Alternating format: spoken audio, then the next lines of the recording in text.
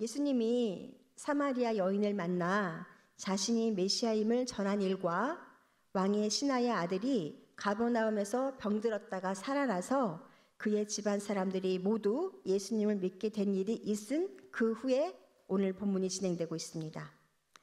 요한은 예수님이 예루살렘에 올라가신 때가 어떤 명절이었는지 구체적으로 밝히지 않고 있지만 일부 사본에서 명절이라고만 표시되어 있습니다.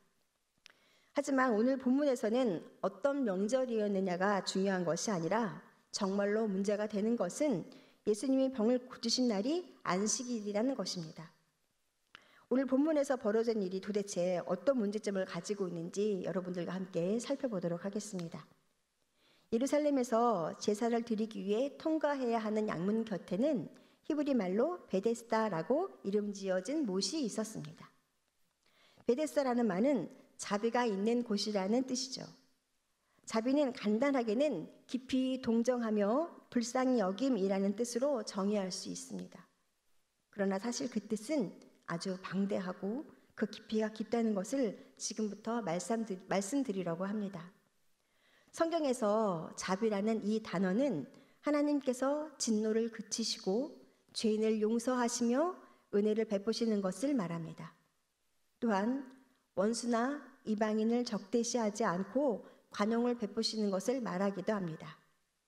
사회적으로나 신체적으로 약한 자 또는 경제적으로 가난한 자에 대한 동정심이나 그들을 도와주려는 긍휼의 마음, 슬픔이나 민족을 위로하는 친절한 마음, 이웃을 측은히 여기는 마음 등을 나타내는 데 사용된 단어가 바로 자비입니다.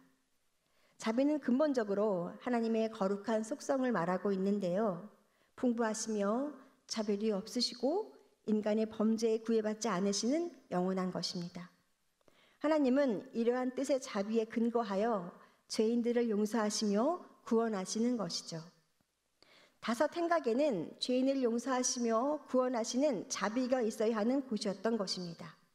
자비는 하나님의 사람들에게 있어야 할 참된 그리스도인의 품성이어야 하며 성령의 열매 가운데 가장 중요한 한 가지인 것입니다. 저와 성도님들에게도 이러한 마음이 있어야 할 줄 믿습니다. 예수님은 때때로 자주 사람들에게 동정의 마음으로 대하셨는데요.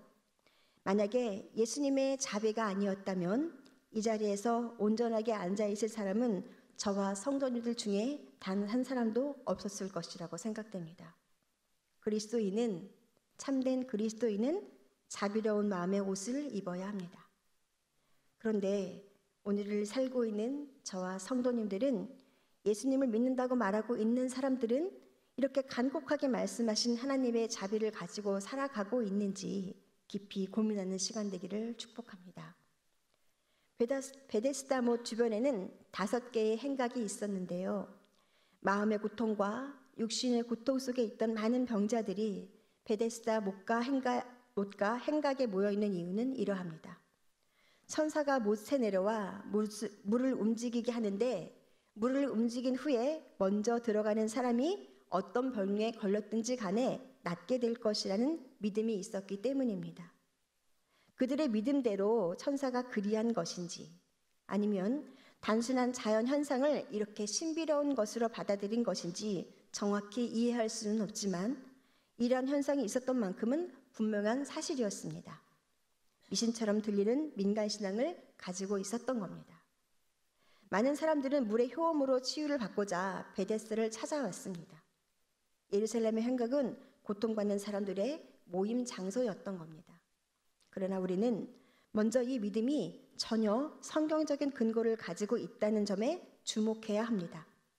이것은 그저 단순한 민간신앙일 뿐이었습니다. 하나님의 선배님을 자랑하는 상당수 유대인들이 이러한 민간신앙에 의존했다는 것이 성도님들은 믿겨지시나요? 유대인으로서 자부심을 뽐내던 그들인데 어떻게 이렇게 나약하게 고작 민간신앙 앞에 무너져 내릴 수 있는 것일까요? 그러나 누구라도 길을 모르면 이처럼 어리석게 행동할 수 있습니다. 당시 사회에 종교 지도자나 정치 지도자가 없었던 것도 아니었는데요. 희망이 필요한 사람들에게 희망을 주는 사람이 없었고 길을 묻는 사람들에게 길을 가르쳐주는 사람이 없었습니다. 바로 곁에 계신 예수님의 길이며 희망이 되시는데 그들 중에 이 사실을 아는 이들이 아주 적은 수의 몇 사람뿐이었습니다. 삶을 살다가 보면 문득 이러한 사실을 깨닫곤 합니다. 언제든 문제 자체가 사람을 절망에 빠지게 하는 것이 아니구나. 문제를 안고 찾아간 사람에게 더욱 냉정하게 하는 마음, 절망을 안고 찾아간 사람에게 또 다른 절망을 안겨줄 때 한 줄기 희망을 가지고 찾아간 사람의 마음은 얼마저 무너져 내릴까요? 사람을 견디기 힘들게 만드는 것은 문제의 해답이 보이지 않을 때입니다. 문제의 답을 찾을 수 없어 나를 찾아온 사람이 있다면 긍휼한 마음으로 따뜻하게 대해주시는 우리들 되기를 주님의 이름으로 축복합니다. 이렇게 힘들고 낙심에 빠져있는 사람에게는 절망을 극복할 수 있는 길, 예수님께로 가는 길을 알려주시는 주님의 마음을 품은 우리들 되기를 축복합니다. 희망이 없다고 생각하는 사람들에게 우리는 소망의 예수님을 알게 해줘야 하겠습니다. 또한 길을 알지 못하여 방황하는 사람에게는 길 되시는 예수님을 가르쳐 줘야 하는 것이죠. 이것이 성도인 우리가 이 세상 속에서 반드시 감당해야 할 제자로서의 사명인 것입니다. 하나님께 자비를 구해야 하는 우리가 자칫 잘못하여 사람에게 자비를 구하면 어떻게 될까요? 비참해질 뿐입니다. 하지만 하나님께 자비를 구하면 어떻게 될까요? 무궁무진하게 넘치는 호의와 배려와 돌보심과 하나님의 사랑을 받을 수 있는 것입니다. 38년 동안 병마에 시달리던 사람의 이름이나 나이를 우리는 정확히 알지 못합니다. 치유에 대한 고대의 기록을 보면 그의 가정 형편이 어떠한지, 그가 이 행각에 있게 된 것이 언제부터인지 기록되어 있지 않습니다. 다만 그의 병이 깊었고 다시 회복될 가능성은 전혀 없는 상태였다는 것만 알 수 있을 뿐이죠. 명절을 지키러 몰려든 많은 사람들을 뚫고 예수님은 양문, 몹시 붐비는 문을 통과하십니다. 그리고 힘없이 앉아있는 그에게 다가가십니다. 그리고 그에게 질문하십니다. 내가 낫고자 하느냐? 낫고자 하는 병자의 의지가 무엇보다 중요했기 때문에 먼저 배려하여 질문하십니다.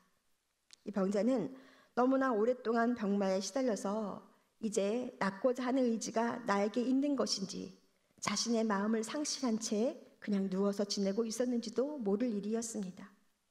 그러나 자신도 모르는 이 병자의 마음을 예수님은 단박에 알아보셨고 내가 낫고자 하느냐라는 질문을 통해 그에게 다시 한번 자신의 마음 깊은 곳에 있는 치유의 의지를 확인시켜 줍니다. 누구보다도 주님의 도움이 절실하게 필요했던 사람이었던 겁니다. 38년이라는 긴 시간을 병마와 싸우고 있었던 그의 모습은 볼품이 없었습니다. 그리고 정신적으로도 매우 지치고 약해져 있었습니다. 그런 그에게 예루살렘에 오신 예수님께서는 그 많은 사람들 속에서 이 사람을 직접 찾아오신 것이죠. 명절이라 많은 사람들로 인해 붐비고 있었던 그 길을 뚫고 바로 이 사람을 찾아오신 겁니다. 저는 이 사람이 저이기를 기대해 봅니다. 주님이 다른 사람이 아닌 저를 찾아오셔서 회복시켜 주시기를 소원합니다. 주님이 나의 삶에 깊숙이 개입하셔서 나에게 있는 근본적인 문제들을 해결해 주시기를 소원하는 저와 성도님들 되시기를 주님의 이름으로 축복합니다. 예수님은 가만히 앉아서 도움이 필요한 사람들에게 나를 찾아오라고 말씀하지 않으시고 먼저 그들을 찾아가시는 분이십니다.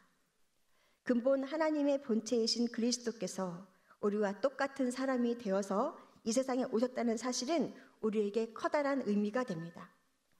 그러므로 어떤 형편에 처해 있든지 예수님께 도움을 청하면 예수님은 기꺼이 그 도움에 응답해 주시는 분이라는 것을 기억하며 살아야 하는 것이죠. 예수님이 이 세상에 오신 목적은 바로 잃어버린 자, 바로 나, 곧 절망하는 사람, 바로 나에게 자비를 베풀어 구원하고자 오셨습니다. 주님의 사역의 특징인 가운데 하나는 두루 다니신 것인데요. 그것을 인간의 절망 가운데로 직접 찾아가시는 그분의 모습과 성품을 잘 드러내고 있습니다. 슬프고 우울한 삶을 사람들의 인생 속에 예수님은 들어오시면 기쁨이 넘치게 됩니다. 아멘이신가요? 예수님께서 우리의 인생 속에 들어오셔서 놀라운 변화를 이루게 되는 것인데요. 예수님을 만나는 그 순간부터 우리는 더 이상 절망의 지배를 받지 않고 희망이 넘치는 삶을 살 수 있게 되는 것이죠. 그분을 바라보고 마음에 모셔드리는 순간 모든 상황이 완전히 바뀌게 되는 역사를 체험하는 것이죠. 내가 낫고자 하느냐?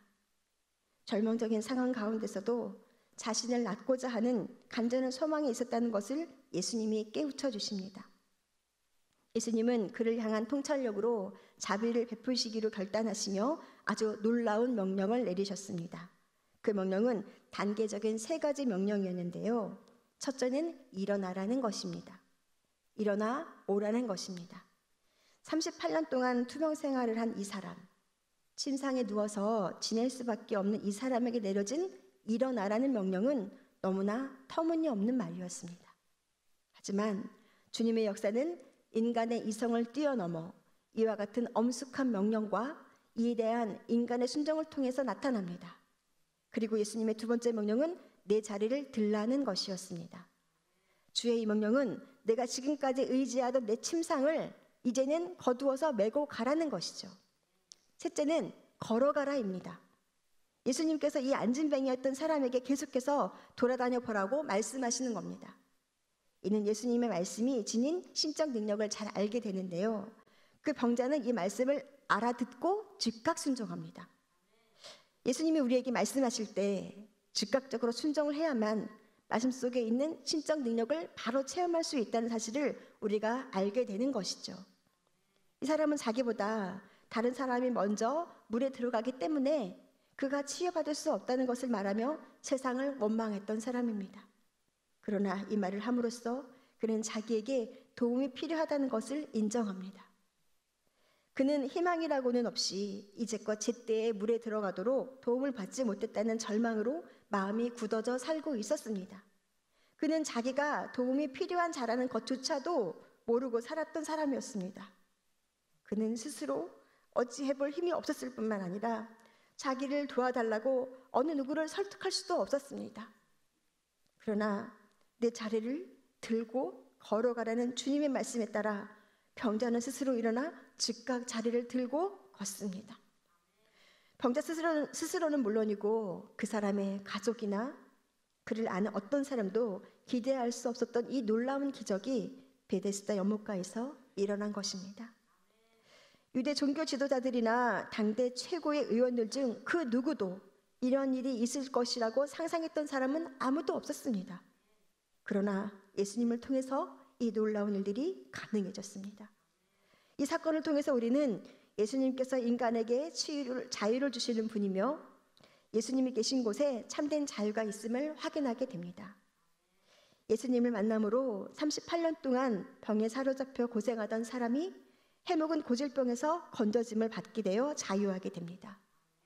우리는 성경에서 이 사람 이외에도 예수님을 만나서 자신을 짓누르던 무거운 짐을 벗게 된 사람들을 많이 만날 수 있는데요. 그들에게 발견된 공통점은 예수님을 믿었다는 것입니다. 누구든지 예수님을 믿기만 하면 이 놀라운 축복을 소유하게 됩니다. 예수님을 믿는다는 것은 마늘 돈을 들여서 살 수 있는 것이 아닙니다. 권력, 지식, 명예 등 어떤 것을 주고서도 바꿀 수가 없는 참으로 귀한 것이죠. 저와 여러분은 이 시간 회개하기를 원합니다. 예수님을 믿지 않고 하나님께 자비를 구하지 않았던 것을 회개하시기 바랍니다. 사람을 의지하여 사람의 자비를 구했던 어제까지의 시간을 회개하시기 바랍니다. 그리고 오늘의 시간을 새롭게 다시 사는 저와 성도님들 되기를 주님의 이름으로 축복합니다. 사랑하는 성도 여러분, 오늘 말씀을 들으며 영적으로 나는 건강한지 점검해 보시기 바랍니다. 오늘 말씀을 들으며 겉으로 보기에는 멀쩡해서 혹시 나와는 상관이 없는 것으로 여겨지실까요? 나는 영적으로 아무런 질병에 걸리지 않고 건강하게 살고 있는지 살펴보시기 바랍니다. 영적인 균형 감각을 잃지 않고 주님께로 향한 방향과 주님께로 향한 시선이 흐트러지고 있는 것은 아닌지 점검해 보시기를 권면합니다. 이 두 가지의 경우에 아무런 감흥이 없으시다면 이미 영적 무감각이라는 깊은 병에 걸린 것은 아닌지, 38년 이상의 질병을 겪고 있는 것은 아닌지 점검하는 시간이 되시기를 축복합니다. 더 나아가 잘못된 기독교적 가치관을 바르게 알고 있는 것으로 착각하며 살고 있는 것은 아닌지 점검하시기를 권면합니다. 내가 혹은 나의 주변 성도들이 38년 된 불순종에 중독되어 있지는 않은지 또한 살펴보시기를 원합니다. 사람은 누구나 연약합니다. 온전한 사람은 단 한 사람도 없습니다. 그러나 우리가 예수님의 제자라면 말씀에 비추어 내가 어떠한 영적 질병을 앓고 있는지 오늘 이 시간 진단해 보시기를 축복합니다. 그래야 나의 질병이 무엇인지 알게 되어 깨달음의 시작이 되어서 성장과 성숙의 길로 들어설 수 있기 때문입니다. 38년 동안 병마에 시달리던 사람이 예수님을 만난 것은 그의 인생에서 최고의 축복이었습니다. 이 사람은 문제의 길에서 벗어나 생명의 길로 들어서게 된 것이죠. 38년 동안이나 아무도 그를 도와주지 않았습니다. 그래서 그는 치유의 희망도 없었고 스스로 어떻게 해보려는 열의도 없었습니다. 그의 상황은 절망적이었습니다. 예수님께서 군중을 뚫고 나아오시는 날 전까지 그의 삶은 절망적이었던 겁니다. 이 기적과 같은 사건이 없었더라면 그는 병상에서 일어나 보지도 못하고 세상을 떠나게 되었을 것입니다. 고침을 받으려고 노력하는 많은 사람들 중에서 예수님은 스스로 어찌해 볼 수 없는 그 한 사람을 찾아가셨고 그를 발견하셨던 것이죠. 38년 된 병자는 예수님을 만남으로 새로운 축복의 기회를 얻었던 것입니다. 이러한 축복이 우리에게도 동일하게 역사하기를 기대합니다. 우리가 예수 그리스도를 만나 성도가 된 것은 우리 인생에서 다른 무엇과도 바꿀 수 없는 축복입니다. 이 축복은 우연한 것이 아니라 하나님의 선택에 의해 이루어진 것이죠. 이제 우리는 헛된 미신이나 가망 없는 유행을 바라지 말고 살아계신 하나님의 아들 예수님께 겸손히 나와야 합니다. 그리할 때 우리의 문제가, 우리의 오래된 고들적인 교만의 문제가 즉시 해결되는 자비를 베풀어 주십니다. 예수님은 안식일에 진정한 사랑을 행하는 것이 안식일 제정의 진정한 하나님의 마음임을 가르치셨습니다. 예수님의 도움을 받아 예수님의 자비의 손길로 온전한 모습과 복된 역할을 찾게 된 것이죠. 그리고 더 나아가 모든 믿는 자에게 율법에 속한 안식일을 온전한 주의 날로 완성하게 하셨습니다. 예수님이 원하시는 것은 율법이 아닌 예수님의 사랑입니다. 돌아오는 주일을, 아니 매주 돌아오는 주일을 진정한 사랑을 행하는 온전한 주의 날로 드리는 우리 모두가 되기를 주님의 이름으로 축복합니다.